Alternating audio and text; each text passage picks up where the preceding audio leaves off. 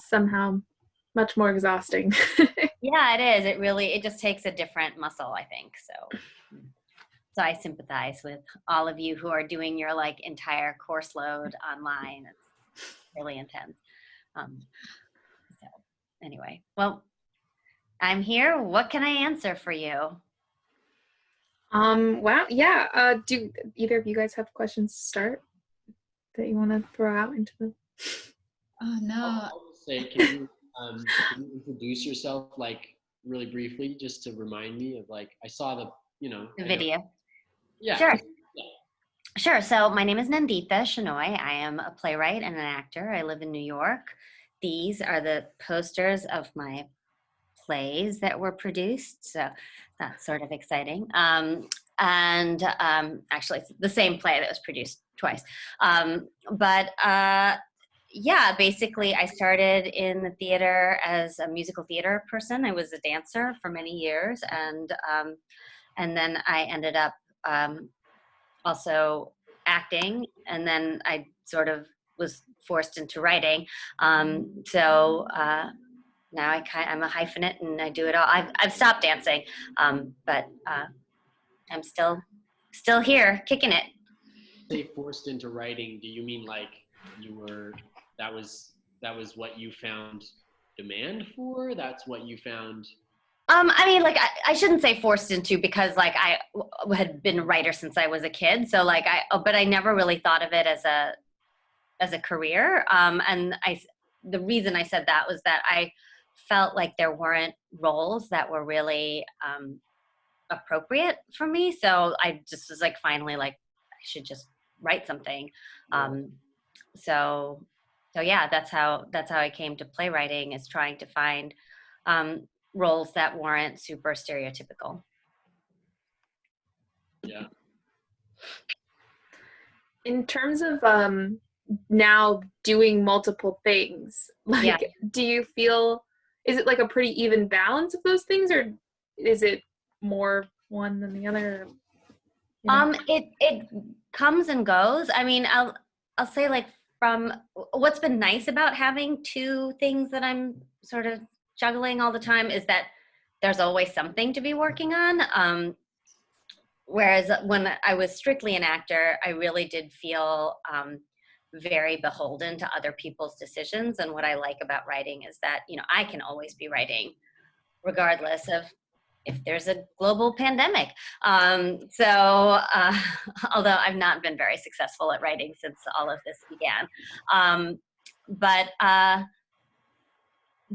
mean, it so far has worked out pretty well that kind of one ebbs and the other flows. But there have been times when there's kind of a lot going on, like the play on your left, the blue poster, that is the off-Broadway production of my play Washer Dryer. That was a poster and I actually acted in it as well. So that was probably like the most intense time that both things were happening at the same time. And I ended up just hiring an assistant to sit in the rehearsal room and pretend to be the writer and take notes for, like, if the director was like, we have to do, because I was like, I can't take writing notes while I'm acting. So yeah, so that's been like the greatest time of juggle. But like last summer, I was doing a show at Cal Shakes, and Washer Dryer was being produced in Seattle. So, those were kinds of things that were happening simultaneously. I didn't end up getting to be a very active part of the Seattle production as a result. But also I was like, well, I guess this is what it's like to be a real playwright when, your play is just happening without you.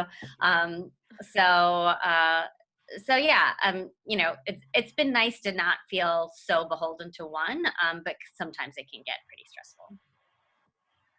Is it hard to let go of your writing and let other people, Yes. have so much control? Yeah, it is. It is. I mean, I will say that I'm a writer who always likes to have somebody else direct my work, because I think that relationship can be very fertile and really helpful. I like it when a director asks me questions, because I think when you're writing, and especially when you're rewriting, sometimes things are so obvious to you as the writer, and it's just like, to have a director be like, I have no idea what that means, is very helpful.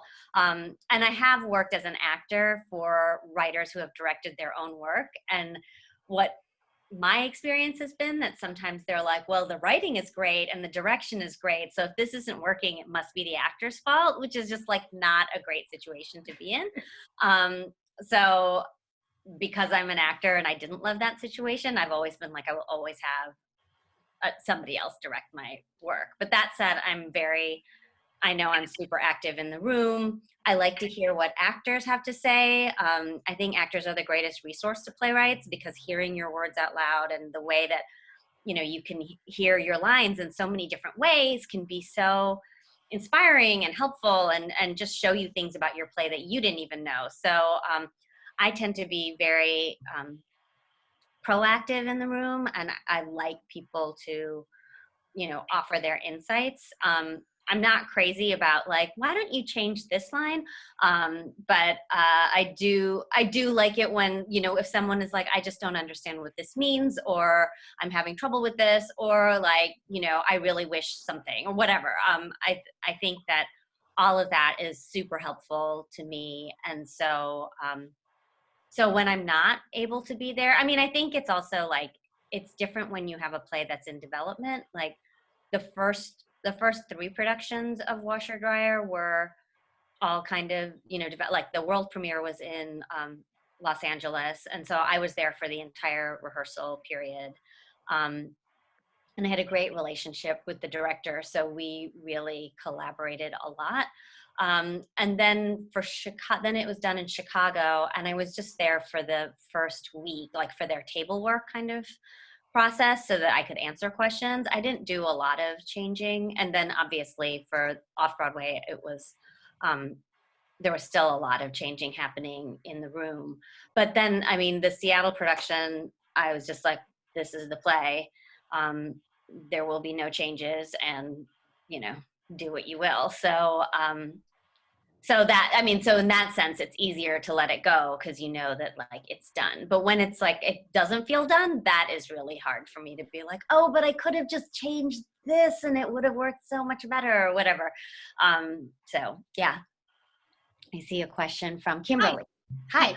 On that note, when do you personally make that decision that you are done? You know what I mean? Without like external things telling you need to be done. Like, how is it for you being like, oh, well, I could change this, versus like, no, this needs to stay this way, or, oh, I'm finished with this section and I'm not going to be changing any more of it? That's a great question. I would say I still don't really know the answer to that. Like even after Washer Dryer opened, and obviously once the show is open, you can't change it anymore. And we were changing in previews like a lot. So, but like by that time, I was just like, well, this has got to be it. And then it was interesting then I was trying to get it published and all of the stuff, and then I was like, there are still things that I was like, because I'm a tweaker. Like I don't necessarily, like I did rewrite the end of Washer Dryer multiple times, but in the end, like generally I'm just like, oh, it would sound better if like these words were reversed or something like that. And I pretty much could do that like till I die. So Yeah. I find that really hard. But I think also with time, like, once it was like the Off-Broadway production, I'm like, this is the end. This is the story. This is what it's going to be. And then there were 3 years before it got another production. So in that time, I think I was also able to just like let it go. But I do think if I was asked if it ever does get published, I do think that I would probably do one more pass, and then like just be like, take it away from me. Don't let me change it anymore. So Yeah, thank you. Yeah, sure. Thanks for the question, Ben. Yeah, like sort of a follow-up to that as well. I mean, they say that, your writing is you're Never done. At any point, you could literally just take it right off the stage and start working on it again, and perhaps make it better, perhaps not. But Yeah. So along with that, I mean, part sort of embedded in some of what you were just talking about there feels to me like sort of how much are you forced to write? Because sometimes you have a deadline and it's, you know, it has to go on stage and it's opening night. But so how much do you feel in your career or just in general, how much are you forced to write? How much do you feel like you've got a deadline to meet? And how much of it is just sitting down when you feel you can, you know what I mean? Do you get what I'm saying? Meeting a deadline versus just creative, you know, freedom and. Yeah, I'm someone who really responds to deadlines. So, so generally I just write to deadline, and I'm somebody like, I was a very like, what would you say? I mean, I was a very studious child, and so I was always like, I never turned in a paper late in college, which is unheard of. But like, I was just like, if there's a deadline, I will meet it. And I just know that about myself. So generally I'll be like, if I need to write something, like I'll give myself a deadline, or I would do things like in my writers group, I'll just sign up for pages. Even like, I'll be like, I'm bringing in 10 pages, having not written a word. Cause I know if I say I'm going to do it, then I will do it. So I like, that works for me. I mean, I think like right now, what's hard for me about writing at all is that there's like, not only is there no deadline, there's also like no, like, I don't know what the theater is going to be after this. Or, you know, what, like, we're working right now, the theater company that was producing my last play that had to be canceled because of the coronavirus. We're working on a way to put some of it, to do a Zoom like experience of part of the play. And for me, the play really does need to be experienced live. So I didn't want to do like just a straight reading of the play. And I had said to someone about it, I was just like, you know, if I knew that my play was just going to be produced over Zoom, I would write it in a different way, you know? And so I think that like that too is like, well, you know, and is there a deadline to like learn how to write Zoom plays? Like, I don't know, you know? So I mean, I don't know that it's helpful for me to just tell you that I'm like floating in a vast cloud of uncertainty. But that's where I am. I'm a deadline girl. So yeah. I have a question for you before we go back to Kimberly. Are any of you hyphenates? Would you consider yourself multidisciplinary artists? Yeah. Can you share with me what that is? I mean, I sort of am exploring that hyphenate thing where I've done some directing. I'm an actor mainly because that's what I'm getting my degree in, but I've sort of been doing a lot of directing and now producing and things like that, and writing a little bit and lots of random things. So cool, wonderful. You, Kimberly? Yeah, I am a musical theater performer, actor. I've been really into directing for the past couple years, and I've been writing a lot. I've written 2 plays now, and we produced one of them, and one of them was going to happen, then it got canceled because of the pandemic. But yeah, and I'm also into like choreographing and also like movement directing, and like I'm kind of interested in it all. That's great. So I really like doing it all, and I really like performing, and Great. Ben? I acted a lot in high school and previously, and then through high school, got really interested in directing and writing. So, you know, since I was writing before high school too. So I've been writing for years, and a little bit of composition. So I've written a couple of musicals, and so that's, anyway, so I'm more interested in directing and writing. I do like acting on the side, but yeah, again, interested in all of it. Got it. Great. And Eleanor, I saw you shrug your shoulders. Are you primarily focused on one thing? Yeah. This is my first year doing any sort of theater. I'm in the acting program, and I love singing, and I don't know, I'm just sort of keeping an open mind about other things, because I'm just really new to the theater world, and so it seems like I would really like to be able to control some of the content that is out there. So I would like to be a writer, but that's not ever been a thing that I've really enjoyed. So we'll see if I can make myself like that. Great. Terrific. It's great to know that, you know, everyone's exploring so many different things. I don't think I said in my video, I directed for about, I don't know, like 7 or 8 years as well. But I found I mean, it was hard to just kind of try to push 3 careers along at the same time. 3 generally unpaying careers, which is like not fantastic. At some point I was just like, you know, I really love acting. It brings me so much joy, and I love writing. I'll say like nothing has made me feel more gratified than sitting in the audience of my own play, like, and hearing other people laugh at my jokes is like just the greatest feeling in the world.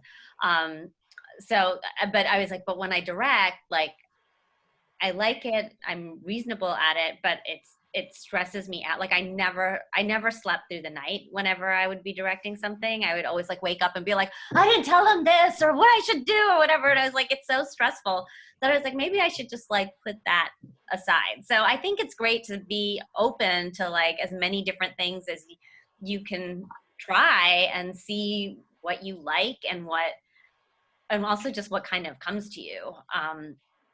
You know, what kind of floats to the top. So I'm really, you know, heartened to hear that there's so many of you that are excited to explore many things. Excuse me.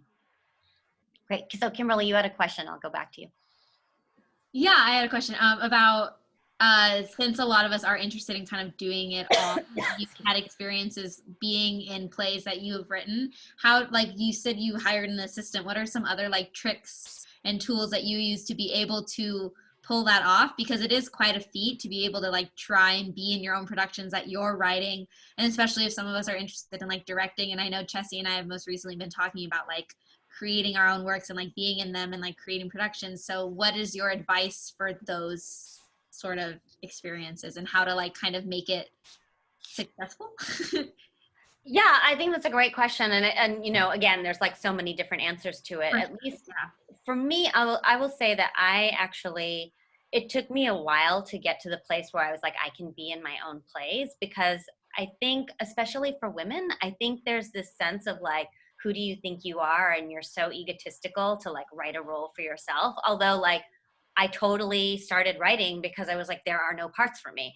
But that said, I was always kind of like, I mean, honestly, the first production I had, it was a play that I had written for me, a short play that I had written for me and my best friend.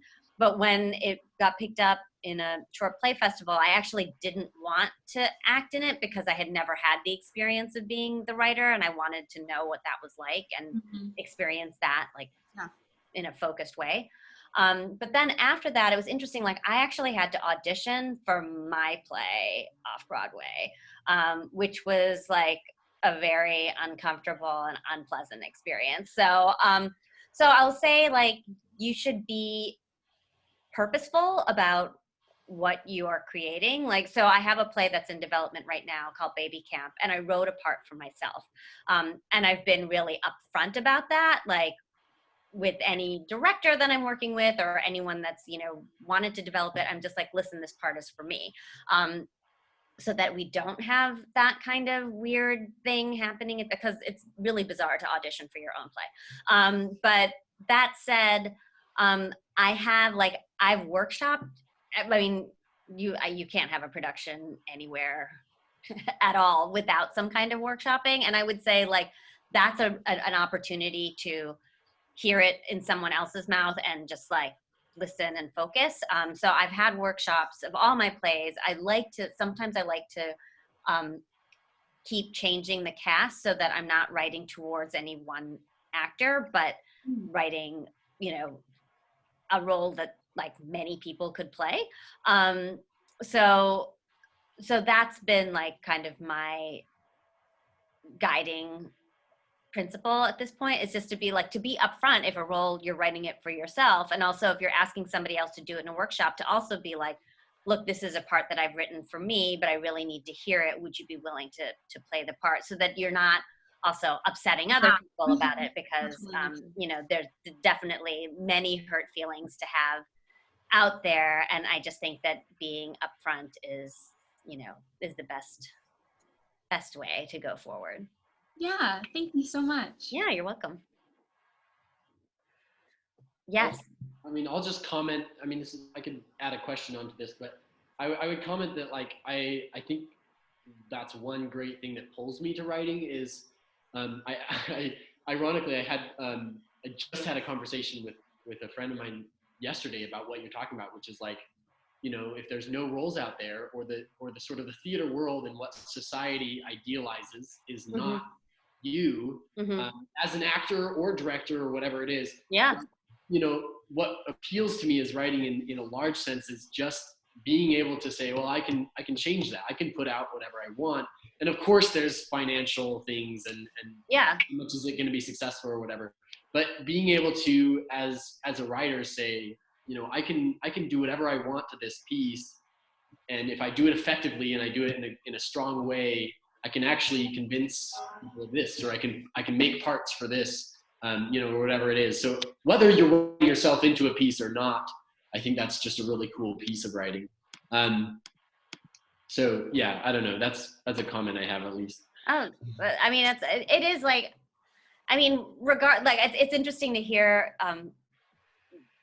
some of you use the word successful, because like I think that what success is when you come into this career is so varied. Like obviously if you become a series regular, or if you're on the Broadway or something like that, like that's like obviously you're successful. But there are so many other signs and mileposts of success, and I think that, you know, just writing a play is a success. You know, just getting to end of play is like such a huge thing, and being able to put something else out into the world that you feel is missing is a really powerful act.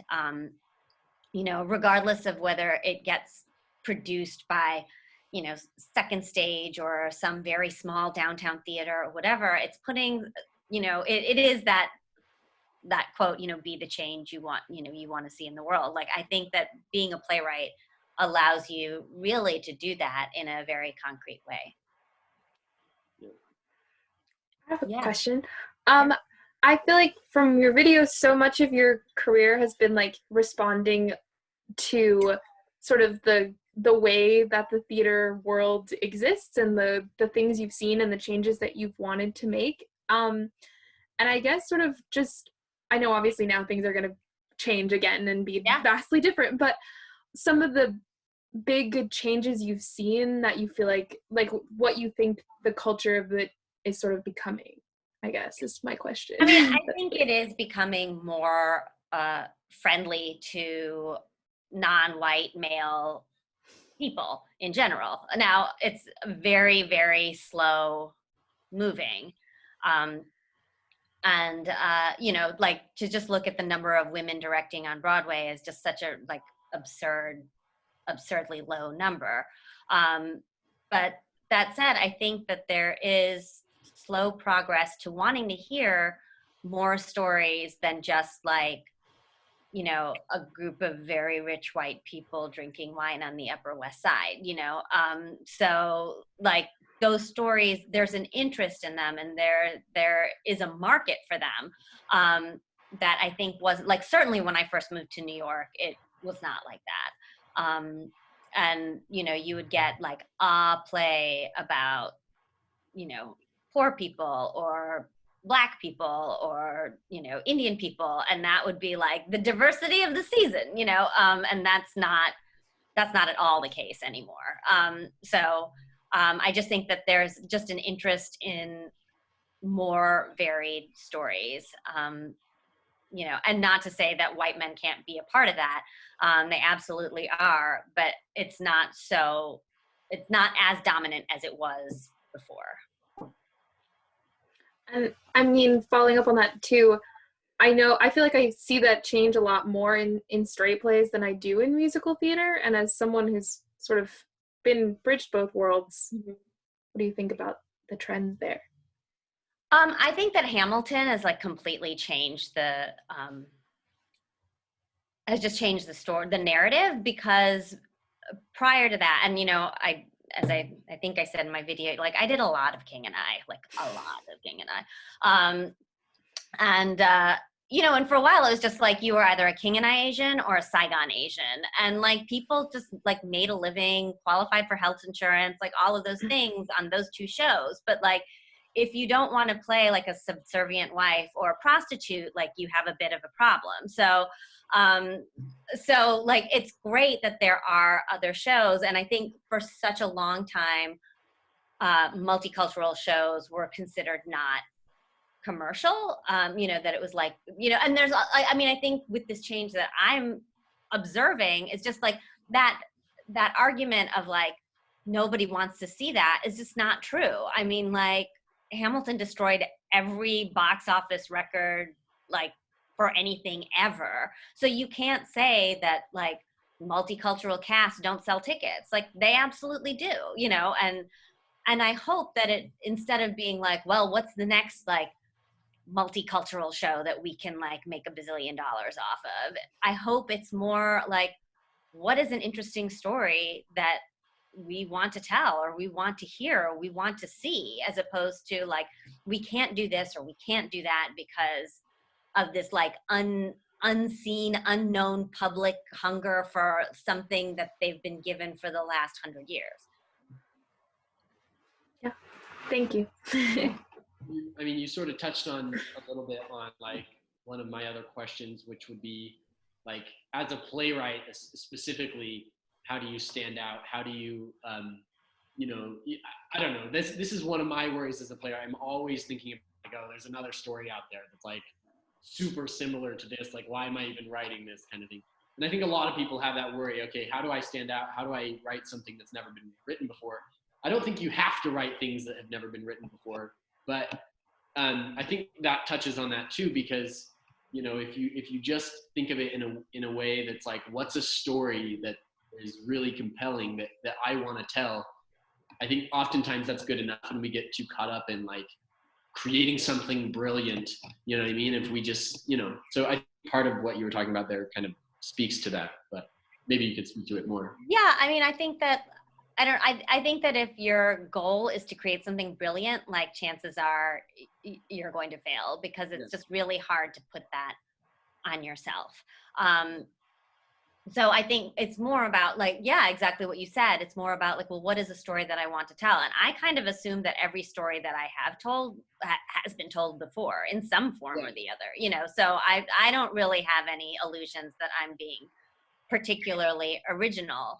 And then also like what's interesting is also what other people think is original. Like, so my play Washer Dryer is like a very standard rom-com, but the reason I wrote it was that I felt like Asian Americans never get to play romantic leads. So the story is about an Indian American woman and a Chinese American man getting together and having like kind of a ridiculous living situation, but it's a love story, and it's like, and it's one of those things that like we as Asian people don't necessarily get to see that often, and I think that's why Crazy Rich Asians was like so incredibly popular, or Always Be My Maybe, like, because it's kind of like, oh, you know, like there was a period of time in New York where all the plays produced by Asian playwrights were like incredibly sad. They were all about like, my parents are immigrants and they like, you know, had to like come through the rice paddies or something, like very, very sad. And it was like, and I'm just like, I'm not sad. Like I'm generally kind of like an upbeat, perky person. And I was just like, yeah, this is also like what an Asian American person is. Like we worry about our rent, and, you know, we are trying to find somebody to love us, or, you know, like stories that I think are normally told as white stories, but are actually just stories. And so I didn't set out to be like, this is my unique take on this. But I was like, this is something I don't see. And as an actor, I never auditioned for romantic leads before my own play. So I think that like, it's really more about you telling a story that you find interesting and compelling, and just find a way to tell it. And you might find that your way of telling it, I mean, everybody's way of telling a story is different, but we also like, we all like to see the same stories over and over again. Like I have watched the the BBC Pride and Prejudice from 1995, like literally 100 times, you know, and like, I'm not the only one. So like, I think it's okay to be like, if I told the same old, that's okay. Like, is it something that resonates with a person? Like, you know, I mean, I just think about like, what is everybody watching right now during this pandemic? Like, people are watching trash. Like, why are there like 20 seasons of The Bachelor? It's like the same story over and over and over again, right? But like, people love it. So like, I don't think you should put that pressure on yourself to be like, let me create something unique that nobody has ever done. Like, I think just tell a good story and people will be interested.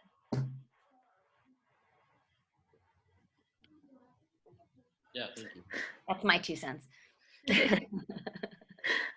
No, I agree. I agree in my experience too. I mean, everything I think a lot of us have gone through kind of resonates with that. It's not about, even as actors and actresses, when you audition, sometimes you think, you have to really stand out or something. Well, you just have to do something that resonates. You have to do something that's, you know, that is compelling. You know, you don't have to sit there and wonder if you're the, you know, the revolutionary actor of your generation or something. Yeah. I mean, like, I think you all probably know from your acting classes, like, the more you focus on, like, I want to give a brilliant performance, like, the less brilliant your performance is, the more that you focus on your objective to be like, I really want to, you know, make my scene partner fall in love with me, or I want to get them to do this, or whatever those objectives are, like, that's when I think the work really elevates. So I think it's focusing on that kind of stuff that can really, that can at least give you a sense of satisfaction. Because I'll also say, you know, I've had a fair amount of success in commercials, and the last couple of years, it's actually been like the saving grace, because theater acting does not pay very well. But with commercial, like, what I learned in commercial auditions is that when you go in, like, I love auditioning for commercials because, like, it's so not about anything that you have any control over, right? Like, you just go in and maybe the person there is like, she looks like my, you know, my best friend from elementary school, and then you get pushed along and then you suddenly get the job. Like, it doesn't have anything to do with anything. So I just, like, I'm always so relaxed and like happy and whatever. And then, like, sometimes I book it, but if I don't, like, I don't cry for days or whatever, you know, whereas like with legit auditions, like, you always just feel like I have to do something like so amazing with this work. But the truth is, it's the same thing. The director might be like, gosh, that person really reminded me of this, or I like the way she said that, or whatever. I like the shirt she was wearing. Who knows why we make any of these decisions? But you have to, like, just kind of go in and be like, well, my objective is, like, I want to do this, you know, and just go with that.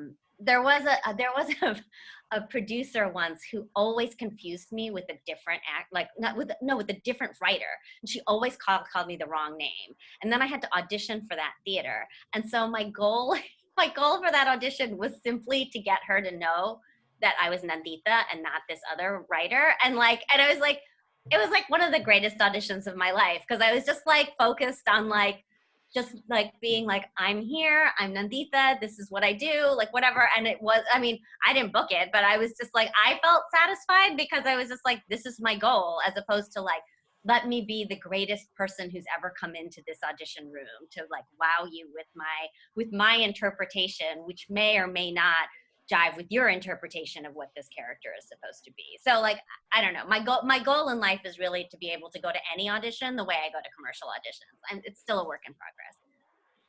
Yeah. But you only have control over yourself, you know? So I think focusing on that is probably all you can do. Yes, Kimberly? Hi, I really liked what you were saying about how just creating things that you feel like are missing, especially being like Asian American. I always like want to write to that or like create more representation, but then I always feel like so much weight. Like I just really appreciate that it's like it can be a lot simpler than I think because I always am like, oh, well, I have to like have a really dramatic story or a really passionate or really like in-depth, like crazy thing about my Asian American heritage or just like some crazy story. Like it has to like have weight and mean something or be super dramatic, but it's like meaning something can vary in so many ways. And it can just, it can like, it doesn't have to be so, I feel like a lot of the time the narrative in my mind is that I have to like have a really, really good reason for like having representation for being Asian American or like talking about the Asian American experience. Like it needs to like be world changing versus just like, no, I just want like Asian American people on stage to be like having relationships or like doing different things. Or if I do come up with a really cool thing, then that's super great. And like, then I write that cool thing. But I don't know. I really like that because I always feel like the need to qualify my desire for representation, especially for like being an Asian American woman. Like I feel a need to be like, no, this is important. Like I promise you this is necessary. And like, let me convince you versus just being like, I want that. But like, you know, white male writers are never get asked to be like, why is everybody white in this show? Like, you know, I mean, that's, you know, I mean, I'll just say like in my life in New York, walking around, like I do not live in a white world, you know, and I have lots of white friends. I date a white man. Like I'm, you know, it's not like I don't hang out with white people, but it's also like I am constantly interacting with so many different kinds of people. And I find it completely bizarre that so much of the theater is like so incredibly white. Like, you know, a show, like, I mean, even like a show like Friends, I'm always like that show, like so much of that show resonates for me because like I came of age at like that time, but I'm also like, how weird that they go into that coffee shop like all the time and there's never any like non-white people getting a coffee. Like, where are they in New York? That's so weird. Yeah. You know? So I think, you know, that kind of story, I totally hear you. There is that pressure. Like a producer came to see Washer Dryer and was like, I just don't understand why they were, you know, why they were Asian. And I'm like, well, why couldn't they be Asian? And also I just think that for us, like the pressure, like, I don't know if any of you saw that movie, The Big Sick. Yeah. A couple years ago. It's Kumail Nanjiani's movie about how he met his wife. And it's his like true life story. And there was a lot of backlash about it in the Indian community and Pakistani community about the way it portrayed brown women. And, you know, and I could see like, because it was just like, oh, here's another like brown male narrative with where he's like chasing a white woman. And I was like, you know, I see that. And I do think that that is a really common story that like, it's just, what about us? Like, are we, you know, chopped liver? But the flip side is, I was like, it's his story. And if you didn't agree with it, the problem is that there's not like another brown dude movie that like tells us, you know, like some people were like, well, that's not how my parents are. And I'm like, yeah, my parents weren't like that either, but I know there are people like that who, you know, like it's just like, and I feel, I mean, I don't know. I'm not white, so I don't know. But I imagine that like when a white person watches a movie, they're not like deeply upset if that experience is not entirely reflective of their own experience, because they could just go watch another movie that maybe is. Whereas like if we see like one movie where there's like a brown person in it, you're just like, oh my God, like it must be my story. And it's not, it's never going to be. Like, so we should also tell lots of different stories, because there's like a million ways to be Asian American, and there's a million ways to be white, and there's a million ways to be a woman, and there's a million ways to be a man. And like, why shouldn't we see all of that? Yeah. I just love that. I think that's so cool. Yeah, it's exciting because it's just like, it's freeing because there's just so many stories, you know. It doesn't have, and so it's like the beauty of art is that like it doesn't have to be your story vomited on stage verbatim of your life. Like it can be a perspective and you can still relate to it, or you don't have to, but you can still appreciate it for like what the piece is, rather than being like, well, that wasn't my experience, so I don't like it. So I don't like it. Exactly. Yeah. And that's just, I like that a lot. Thank you.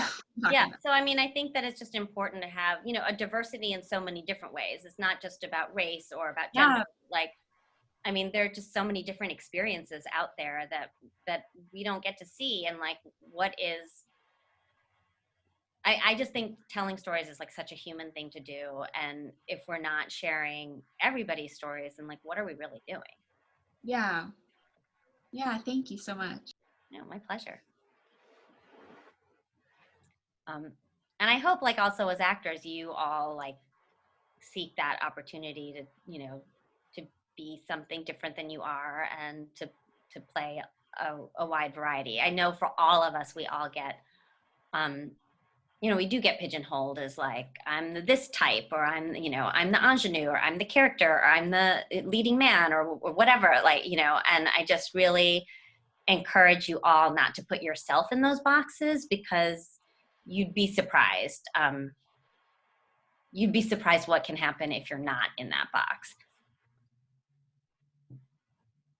I had this, I mean, it's a really minor, like low stakes example, but I had this experience. I wrote this play, submitted it to a competition, and then got selected to be produced. And the director contacts me and is like, one of the questions she had for me was why are all your character names these names? Like I had named the characters in some interesting names that aren't necessarily super common, and they're not necessarily just straight, you know, white names that you would expect in you know, Utah, where we are, or whatever. And it, you know, and it has nothing to do with the story. Like I had just picked these names. They had nothing to do with anything in the dialogue. You know, they say each other's names, of course, but that was it. And it was interesting to have the director be like, so what's the reason behind these names? Like, tell me. And I was like, there's no reason. I just picked them. You know? So it's, I mean, even just small, I mean, it's a very small example, but that, you know, that's what I thought when you were. Yeah, no, I think that's real.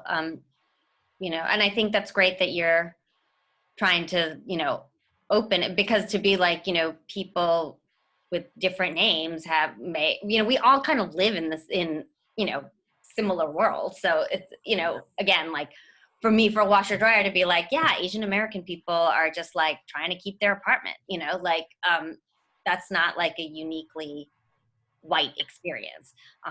So yeah, no, I mean, kudos to you for diversifying and for being like, why do you need a reason? Like, why would you need to justify whether their names were like Ben, Dan, and Dave? Yeah, well, and there was a moment where I felt I needed to justify it. That's what was interesting, is looking back on it. I remember the moment I read her question. I mean, she had a whole list of questions. Sure. And I got to this one question, and I was like, oh, did I do that for like, I felt like I needed to tell her I had done something quote unquote brilliant, right? Like, for some reason. And you know, and 10 seconds later, I was like, no, I didn't do that for any reason. It was just the names I picked.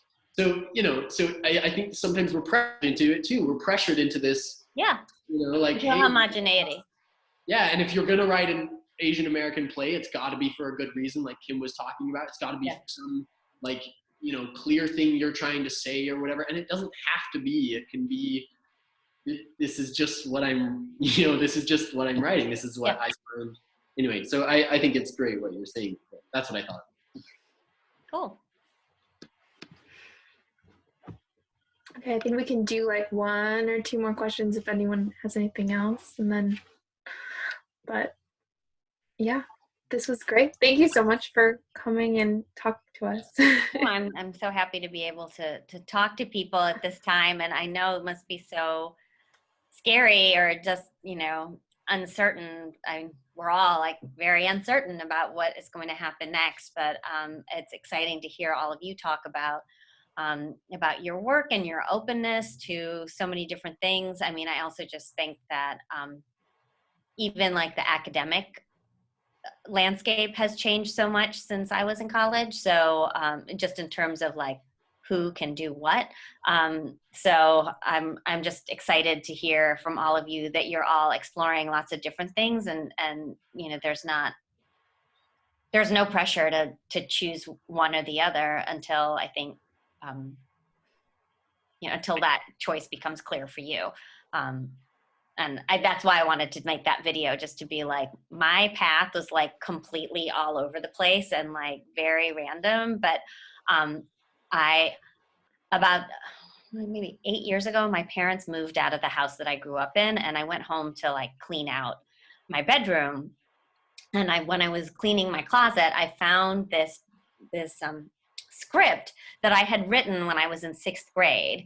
And there were these pictures with it that my drama teacher and because they produced it, I wrote the book for the middle school chorus concert.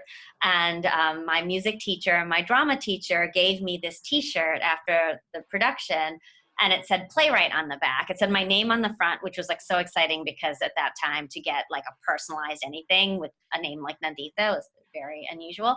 So it said my name on the front and it said playwright on the back. And it was just funny because I had totally forgotten that I had done that or that had happened at all. And it was right after, I think I was doing that right as my very first play was being produced. And so it was like this moment of like, oh, I was a playwright all along. It just took me a long time to get there. So I think that, the path will be revealed to all of us, each of us in our own special way. But it's wonderful to hear all of you just be open to, whatever is out there, because there's so much and it's obviously changing every day. So. I think you mentioned this, but I don't suppose your plays are super accessible right now. They are not. Sadly, I have not been able to get Washer Dryer produced. But if you ask Chessie for my email, I'm happy to send you a script if you'd like. Oh yeah, I would like, Yeah. but I'll email you about that. That's what I was gonna ask. Can I purchase this somewhere? Like where? I wish you could, but sadly, no. But I'm working on it. I have one more publishing house that it's out to, so we'll see. Maybe finally. It's weird because I'm like, the play has been produced 4 times and is supposed to be produced a 5th time in San Francisco. So I'm just like, I don't know why you wouldn't publish this play, but But again, like one of the publishers wrote back and he's like, I just don't know how this is different from any other rom-com. And it's just like, because the people are Asian. But like, if that's not his lens, then like, what am I going to do? I guess one last thing before you go, you had talked a little bit about how it's hard to write right now with all of the stuff going on and everything being crazy. Do you think it will affect kind of some of the stuff you want to write about? Like, are you going to try and write things that are meant for an online medium, or? Yeah, I mean, I've been working, like I have a writers group that I meet with on Thursdays. And then I've been doing this other like playwright group where actually I work there I work with them as an actor and read other playwright stuff. And one of the playwrights actually wrote a play that was meant for Zoom. And it was really interesting to see like how she navigated the whole process of like, I mean, what I am mourning is just the loss of eye contact. And I think I'm sheltering by myself. So I'm like, I haven't made eye contact with another human being in 4 weeks. So that's hard, that's really tough. And so, yeah, maybe I'll write a play about eye contact. I have no idea. But yeah, I mean, I do think like I'm basically writing a journal right now of just like notes from every day. And so maybe that will turn into something. I don't know. I mean, I think that, everybody has like a million thoughts about what will happen to theater and what medium is and, do we move everything online or not? And I think there's a lot of different answers to that. So I'm just trying to, like all of you, stay open to like, well, what could come out of this possibility? And the other thing I'll tell all of you is like, give yourself vacations. It's hard to think of that now, but like the first 10 years of my acting career is just always like, just never stop working. And what if there's an audition and this and that?